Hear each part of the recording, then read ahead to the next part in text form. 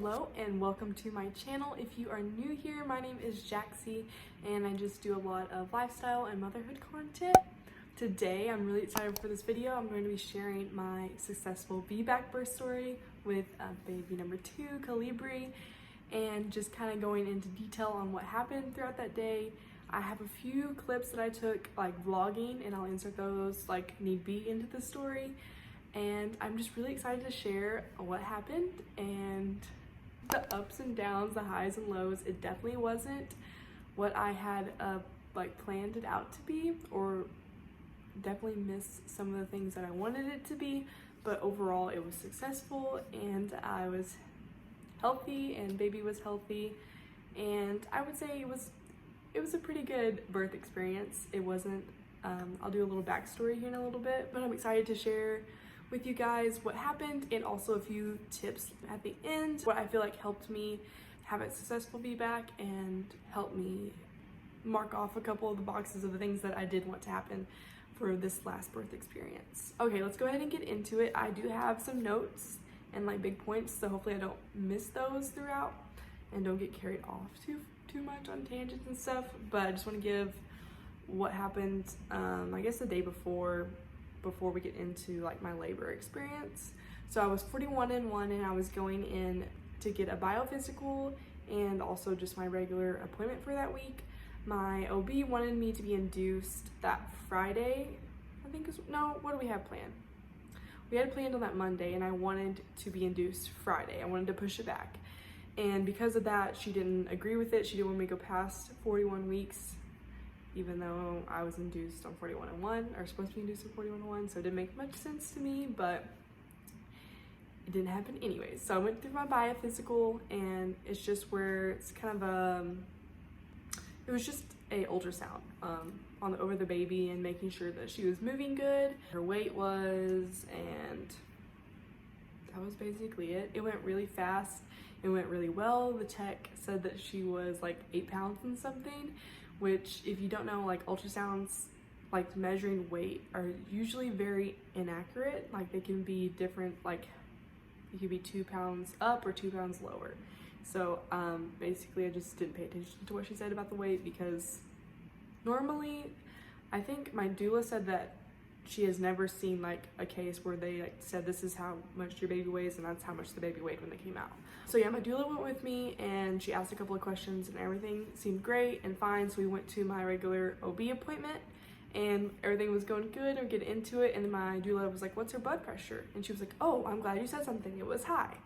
And we were like, what? Like I was very confused. I hadn't had high blood pressure at all throughout it, and it was very weird for me to have a high reading. So she said, oh, it's high, you need to be induced right now.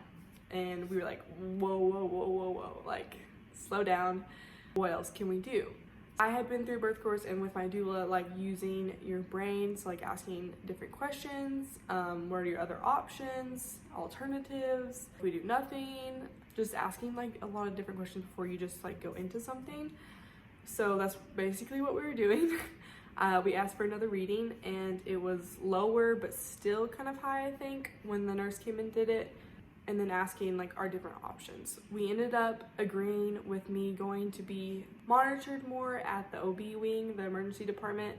So we went over there and I was monitored for, I want to say like 2 hours-ish. They said it could be anywhere from like 2 to 4 depending on like stuff that happened. My blood pressure just continually got lower, didn't get higher at all. So honestly, we were thinking everything was in the good and in the clear. They took samples of my, did they take my blood? Yeah, they took samples of my blood and then a urine sample. Later on, a nurse came back and was like, I think that one of my liver enzymes was high. And then it's so weird how they treat you if you don't just agree with everything that they're doing, because I literally was just asking for other options before I got induced. Like I didn't just want to have one high blood pressure reading and then go get induced. Like maybe I was just like literally I get out of breath walking into the OB. Maybe I was a little anxious because I was 41 and 1, a little anxious because I was trying to schedule to be induced later and it was almost a little bit of pulling teeth. Yeah, so it just could have been a lot of things. I mean, I definitely was cautious because I did have preeclampsia the first time around. I didn't want that to be the case again. And that's what we were basically asking her at the appointment too, like what my blood pressure was gonna be for me to need magnesium or something like that, because that's what I was on with my first pregnancy. I should probably mention that my first pregnancy, I was induced for preeclampsia at 35 weeks, ended up having an emergency C-section. Should have said that at the beginning. But yes, so that's what happened the first time around. So we were getting monitored. She came back in and said one of my liver enzymes was high. And I said, okay. She was like, so is this something that would this make you stay? I was like, I literally just wanted more information about what was going on before I agreed to something. But yes, this makes me and my husband already agreed, like if my blood pressure was continuing to get high, or if there was other marks of like preeclampsia coming on, that we wanted to be induced before I would need magnesium, because with magnesium you have to labor in bed, and with going for a vaginal birth, it is much better to be laboring like where you can move in different positions. And personally, I felt like if I had magnesium, it was just going to be the same cycle as my first time around. So we agreed to be induced. They wanted me to be induced like right then, and I was like, I have a kid at home, like my husband's at work, I need to get my stuff, like there's stuff I need to do. So they're like, okay, just come back in a couple hours. I was like, I will come back in 4 hours. I was like, it takes me an hour to get here and back, and then to come back here, plus doing everything else I need to do. So honestly, it wasn't that big a deal how long I took, because they didn't really care. So it wasn't that big of an emergency. And so we came back home, we got stuff together, got someone to watch my kid, and we went back in. I think we got there around 4 or 5 p.m. Got checked in. It took a while to get back to our room, but once we got in there, the nurse was getting me checked in, and they started a Foley bulb. Oh, also when I was at my appointment, because I was gonna potentially be induced, I asked my OB to check me. That was the first time I ever had been checked throughout that pregnancy, and I wasn't dilated, so she couldn't. I asked for a membrane sweep if I was dilated to hopefully get things started before being induced with like medicine or stuff like that. So going in, I wasn't dilated, and when I got there, they started me on a Foley bulb, which they insert, and it's kind of like a little balloon that stretches you out, dilates you. You can look it up if you want a little bit more information. Built to Birth actually has great information on a lot of that and all of the like induction methods, and I would highly recommend looking into that if you're going to be induced, or if you're giving birth in case you have to be induced, to know your different options. That was inserted at 4, so I guess we got there before 4. I want to say we got there at 4, and it was probably like 4:30 when they put it in. It really wasn't that bad putting it in. They said it would be uncomfortable. Normally they don't put it in unless you're like dilated a little bit, but they said I was really soft, so they went ahead and tried, and they got it in there, which I was really thankful for, to do something else before we started like the pit. Originally the pit was supposed to be started as we were doing the Foley bulb, but the order didn't get put in until later, so I didn't start pit until 8 p.m. But even before the pit was going, the Foley bulb fell out, and normally they say it falls out between 3 or 4 centimeters, and normally that nurses have to like tug on it to get out, but mine actually fell out, which I was really surprised. And my nurse was like, I actually don't really have that happen very often, so I was like, ooh, maybe like we're gonna get things going.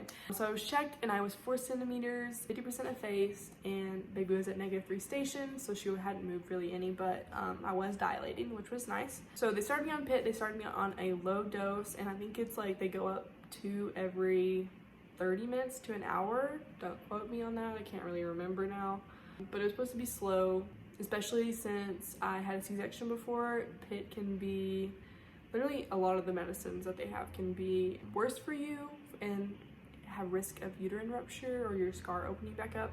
So I was thankful that they were doing it like slow and getting it going. Contractions were very mild. They felt like period cramps. I really didn't have to do much at first to handle them. They slowly started picking up, and I think it was around midnight-ish that I asked my doula to come. It was gonna take her like 30-ish minutes to get there, and so I didn't want it to be, hold on. Okay, sorry about that. Hopefully Coco will go back to sleep. But I asked my doula to go ahead and come. I was afraid. I didn't want her to come like too late. Also being induced as a first-time mom, which technically kind of was for vaginal birth, it can take anywhere from like 2 to 3 days, I think, or 1 to 2 days for you to have your baby for being induced, which I knew going into it, but still, like, you can hope like maybe it'll be fast. Just long story short, it wasn't that fast. Things were starting to pick up and I had got checked and nothing had been changed. I think I was maybe a tad bit more effaced, but not a lot. They kept coming back in and asking to break my water to get things going, which I didn't want. I was hoping to go the natural route and have as few interventions as possible. I felt like that was my best way of going for a successful VBAC. So I kept refusing that. I also was I had a wireless monitor, so I was able to move around and labor on the ball and wanted to be able to move around. And I also had a tub in there that I wanted to be able to use and shower. So the wireless monitor, they kept losing the baby and they kept wanting me back in bed. And eventually there was at one point that the baby wasn't on monitor long enough and that they had to stop PIT and then wait for like 30 minutes to get it going again, except that I was actually grateful for, because with PIT, your contractions just come on so much stronger than they would normally, like picking up and naturally. So it's a lot on your body and a lot on your baby, and I was thankful for the little break there. So things were continually picking up. I was able to labor in the shower, which I was really thankful for. I think they let me labor in there for like an hour or two, which honestly did not feel that long. But I was listening to my hypnobirthing playlist and some music, and Ashton was right there with me, and just letting the water hit my back because I couldn't get my monitor wet or my IV wet. Okay, so I got to labor in the shower for a little bit. My doctors just kept coming in and telling me that I needed to go lay back down in the bed. They said that baby was having like D cells and they couldn't tell if they were the good or bad D cells. Yeah, so they're having him lay in bed so they can monitor baby better, and they're like, oh, baby's happy now on the bed. And I'm like, I am not happy on the bed. I cannot labor on the bed. Let me go get her. Coco is now with me. She didn't want to take a long nap, I guess. The time for me was a little, like, I did not look at my phone at all during all of this. I was just trying to stay focused, like, in labor land, and just focusing on my contractions and trying to get through them, and literally not anything else. So I don't really know the time of all this. I do know that I ended up laboring for 36 hours. But yeah, so my doctors kept wanting me to be in the bed, and I could not labor like effectively in bed. Like, I couldn't go through a contraction, like I can relax, and being out of the bed, like on the yoga ball, or with my doula doing like the hip squeeze, or with Ashton doing like this something like a slow dance I really liked, which I did not think I would. I really liked having Ashton close to me, which I honestly thought I would be like, get away from me, like just kind of my own space, but I really liked having that connection during labor, which I was really surprised about. So they really, really wanted to break my water. They really wanted me in bed. At one point, also throughout this whole thing, I never once saw my OB since doing my labor. I did not see her until my postpartum room. So if you go to a hospital that maybe is like a teaching hospital, a big hospital, you might not see your OB, which I was really kind of shocked about. I didn't really care that much, but I was shocked about. So I just kept having different OBs, different doctors. Like, there's like a tier, and like I would see my nurses, and then the person above the nurses every once in a while, and then I would see a doctor every once in a while, and just a lot of different people. It was super annoying to have people come in, like, felt like every 30 minutes and wanted me to do something, and I just was trying to labor. And it was super contradicting because the nurse would be like, oh, you're doing great, baby's doing great. Like, when I was laboring in the shower, baby's doing great, you're doing great. And then like a few minutes later, my doctor would come in, you gotta get in the bed, you gotta get in the bed. It's like, what? Like, what is going on? At one point, there was this doctor that came in, and she was like wanting to break my water, and she was like, well, what's baby's name? My doula said that she didn't know if I was gonna give it to her or not. In my head, I was thinking, you have to be kidding me. And I told her what baby's name was. So, like, her name's Calibri. And she's like, well, Calibri, well, I'm like, I am her mom. Like, I care about her. I care about what happens to her. I care about her safety. Like, I am her mom. I'm not doing something out of spite. Like, I care about her, and I care about her safety, and I care about my safety. So like trying to manipulate me by knowing her name and saying her name, like that is a no-go for me. Like I don't think I talked to her the rest of the time, and after she left, we told the nurses that we didn't want to see her anymore, which you can do. You can fire your people because you are in charge. It's your labor. We said we did not want to see her anymore. It's like, I don't care who we see, I just don't want to see her. I was so livid at that point. I was just like, I didn't listen to the rest of the things she said after she asked for her name. I have no idea what she said. So they just kept coming in, kept putting me on the bed. Every time I got up, I would try to go up to use the bathroom because that was my deal. Was like, this is a way for you to get up out of bed and use the bathroom. And they just would come in and be like, you gotta get on the bed, you gotta get back on the monitors, because they had to take the wireless monitors off. I don't know if I mentioned that already. So they could get better readings of baby, so they could see if the D cells were good or bad, which they still didn't know. If you can't tell, I was literally aggravated with the whole system. And like, I get like when your baby's in an emergency or if your baby's like really struggling, but it just didn't feel like that. It didn't feel like an emergency situation, which they will make you feel like everything is an emergency situation. So yeah, take what you want from that, but I guess I'm a little annoyed. Okay. So it got to a point where that's like, I just was in the bed, laboring, trying to labor. I couldn't get my body to relax in bed. It was so uncomfortable to me, contractions in bed. I really couldn't do it. And I finally agreed to them to let them break my water to maybe speed things up. And they wanted to do a uterine, what's it called? I wrote it down. Yeah, so they wanted to place an intrauterine, I don't even know if that's the right word, monitor. It's where it's a monitor inside of you on baby's head. And they wanted to break my waters. And I agreed to that because I was like, if I do that, can I labor out of bed? Because especially if you break your waters, it can intensify the contractions a lot, because your waters is that cushion for your baby. So when that's not there anymore, it can intensify it, which I knew. And I was like, if it's gonna get more intensity than it already is, like I need to be able to labor the way my body wants me to labor. Like I need to be able to move. I need to do different positions. Like I can't, laboring in bed is not for me. And they're like, oh yeah, totally. So I do that. And once again, I couldn't labor out of bed. Every time I got out of bed, they're like, oh, you need to be back in bed. At that point, I was feeling really defeated. I just felt like we're going down the same path I was with my son, Asher, my first birth, that pretty soon I was going to be having a C-section. Like, that's what I felt like. I felt like the doctors, like, I just felt like that's where we were going. I was feeling really defeated, and almost like even at that point, I was like, just give me a C-section. Like, I have no more fight left in me, which is really frustrating.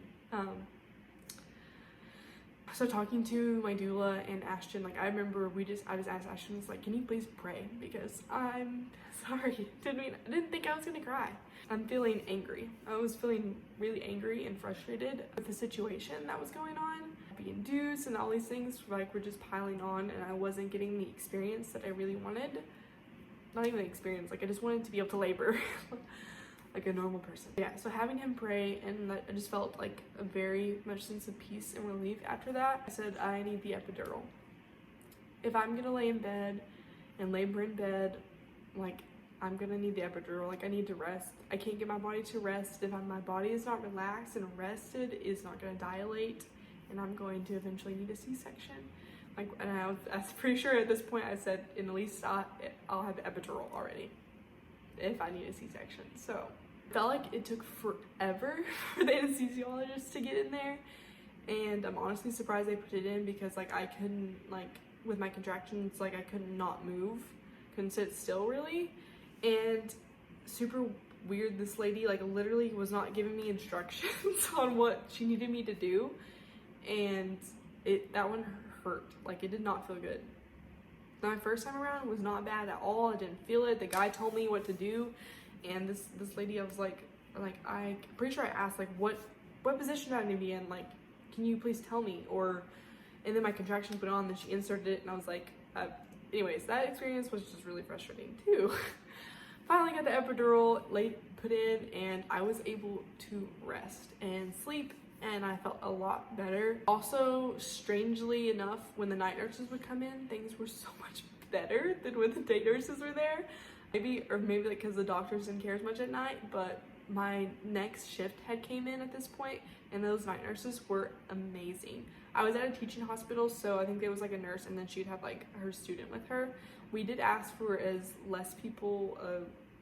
few people as possible in our room at a time, which I was really thankful for, because like I didn't need like everyone in my face. I'm like so sorry if this sounds, I hope this doesn't sound like I'm ungrateful the whole time, but yeah, so just the part before this was really frustrating. Once the night nurses came in, after I had my epidural and things were kind of rolling, I was feeling really good.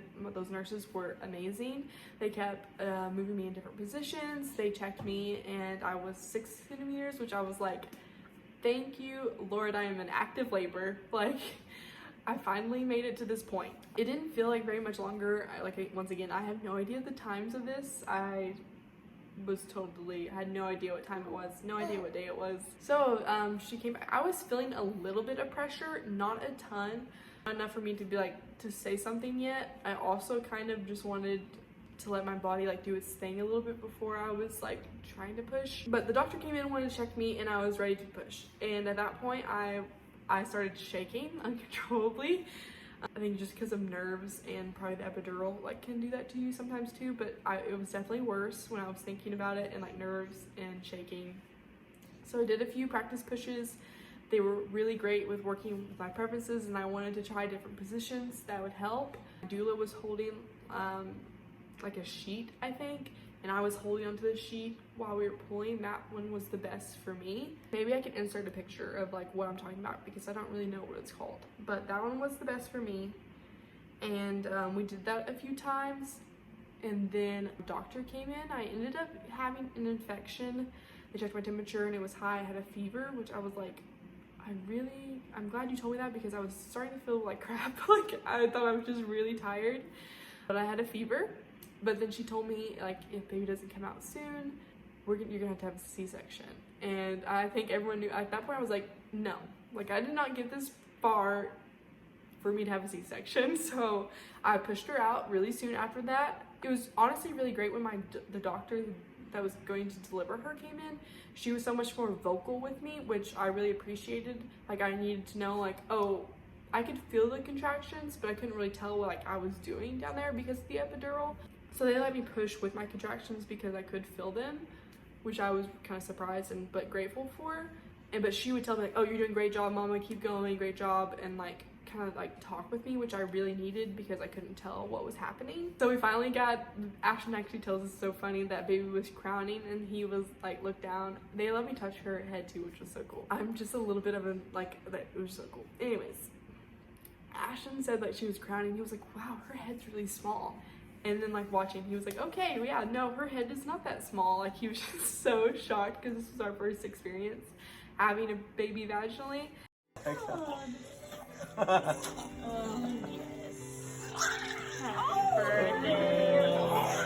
birthday. Yes.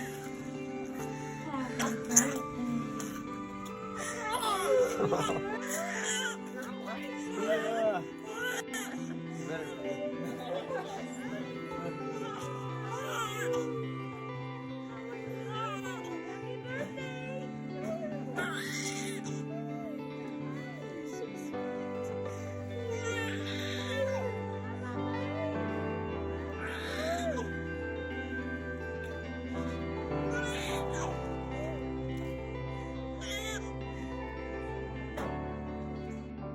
So finally I pushed her out, and it was like so relieved and so freaking happy that I had like done it. Like I did it. I had a VBAC, I had a vaginal birth, and baby was on my chest. Oh, because of the infection, there was like a NICU team in there to potentially like make sure she was okay.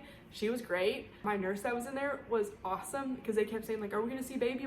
She's like, she's fine, she's not blue, she's pink, she's good. Basically just kept telling them to leave us alone, which I was super thankful for, because I got to have that skin to skin and lay all the newborn procedures like I wanted to do. I could do everything they needed to on my chest, and I just got to see her and hold her. And I'm gonna insert that part of the video so you guys got to see that. It was such an amazing experience, and you can hear me say, she is so big, which my firstborn was 3 pounds and 10 ounces, so she was huge to me. So having her on my chest, that was amazing. Hearing her cry and get that out was amazing. Seeing her was amazing. And Ashton, I think one of the first things he said is, "She looks just like you," which I was like, well, I couldn't even really see her face yet, but he's like, "She looks just like you."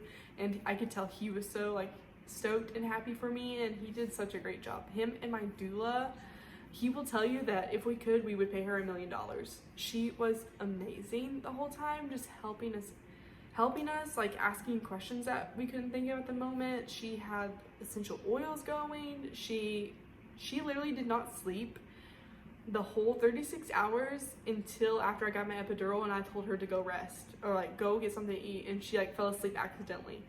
And I was like, good, you like needed it because you hadn't rested at all. And we kept telling her to go and rest because finally I was resting. So she was amazing. She helped so much. I loved her so much. It was, if I can recommend anything, it's to get a doula that you like love and trust, and that will help you, I feel like, so much. So after having her and having her on my chest and stuff, I did tear, second degree tear, and getting stitched up was not fun. Not fun at all. Like, was worse than the rest of any of it. Yeah, that was not fun for me. Because they're like, "Oh, you're not even gonna notice." Like, that's what a lot of people said. And like, I could notice. Like, I was wanting her to be done so bad. Like, just finish up, please, so I can hang out with my baby. Okay, and so then I just want to talk a little bit about postpartum stuff. Healing wise was so much easier this time around than my VBAC. I could get up and walk around. I could sit down. Like, I know a lot of people said they couldn't like sit down, but I could sit down. Like, literally felt really great besides just being a little sore. I was super shocked, and like it was just amazing for me healing wise this time around. So much better. And I wasn't as sore as I thought I would be with the stitches. They weren't, honestly, they were not that bad. After actually getting the stitches, they were not that bad. My legs were super swollen. They hadn't been swollen the whole pregnancy at all until afterwards, I guess, from all the IV fluid, which I was really shocked about. I don't know why I was shocked about, but I was shocked about. Kind of annoyed with. I just kept wanting them to go back down. I'm like, you have not swelled up this whole time, but with all the IV fluid being pumped into me, I guess they wanted to swell up again. One thing to note, like maybe check with your hospital. My first hospital, you deliver and postpartum in the same room, where at this hospital you had a delivery room and then you had a postpartum room, and those were on even like different floors. Our labor and delivery room had no windows, which was not fun, but our postpartum room was tiny. And just the whole experience postpartum wise was not as great as delivery and labor wise. So the nurses just weren't the best. I don't know. We just had a couple of issues with that. And then the room overall stuff was just not the best. We were really ready to get out of there.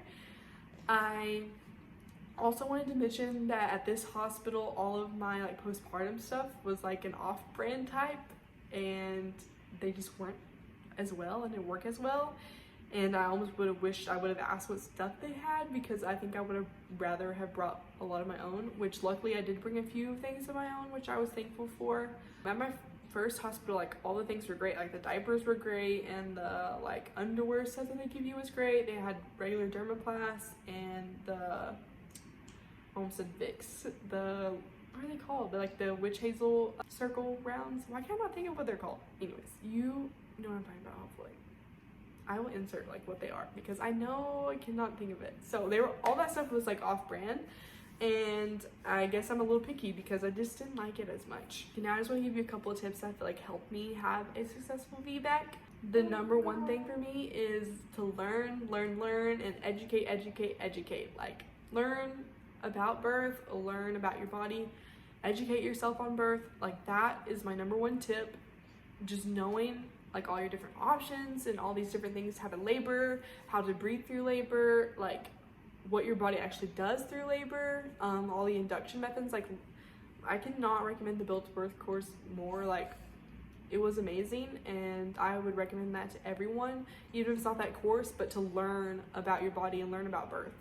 Like, that will help you so much. And if you're terrified, that will help you so much, just to know like what's going on. Like, knowledge will give you power. I think I've mentioned that before, or she mentions that. Yeah, that just helped so much. That would be my number one tip. I also think if you've had a C-section and you're going for a VBAC, that you need to learn why you had a C-section in the first place.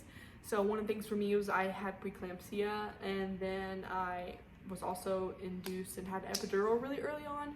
Also was 35 weeks, so I don't think my body was quite ready. So the biggest thing for me was preventing preeclampsia. And I think what helped me prevent preeclampsia was I had very little to no caffeine, and I really watched what I ate and made sure I was like fueling my body with healthy foods. And I feel like that helped my body so much that last pregnancy, and it really helped me push off like having any preeclampsia symptoms. And I feel like that's probably one of the reasons why I did have high blood pressure that day, is that last week I just kept thinking she would be here, and I wasn't really as strict with what I was eating, because I just really was like, oh, she'll be here the next day, like I can have Taco Bell again. But probably shouldn't have done that. Next tip would be to find a VBAC friendly hospital or OB. I really would recommend finding a VBAC friendly hospital, because like I said, I didn't see my OB that whole labor experience. So if I was at a hospital that wasn't VBAC friendly and only had that one VBAC friendly OB, I wouldn't have saw her that whole time.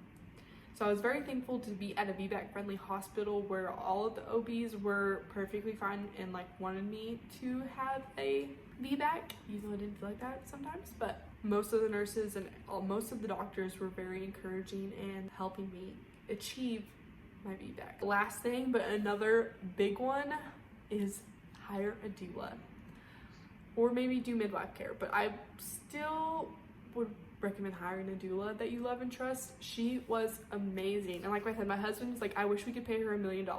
She was just fantastic. She knew all these things, and she helped so much. Especially, like, I personally don't like to have a lot of people with me during labor, so I like to have my husband and then my doula. And it was just great for her to be able to support me through that too the whole time, so my husband could also rest. They could like kind of go back and forth. She was able to help him, like, here, do this or try this. It wasn't just us trying to remember like, oh, we could do this or oh, we could do that. And I feel like it also helps your nurses. So maybe if you don't have a great nurse, you'll have a doula, because I know your nurses probably know a lot of that, but you may not get the best nurse. I don't know. Or it also helps them, like, they have a lot of people going on. So to have someone that you already know and trust and be able to support you through that, and like literally that's like what she does, like what she specializes in, like she was amazing. I could not recommend her enough, or recommend a doula enough. Okay, so yeah, that was my birth story, and I hope it wasn't too much of like a Debbie Downer. I definitely was frustrated throughout it.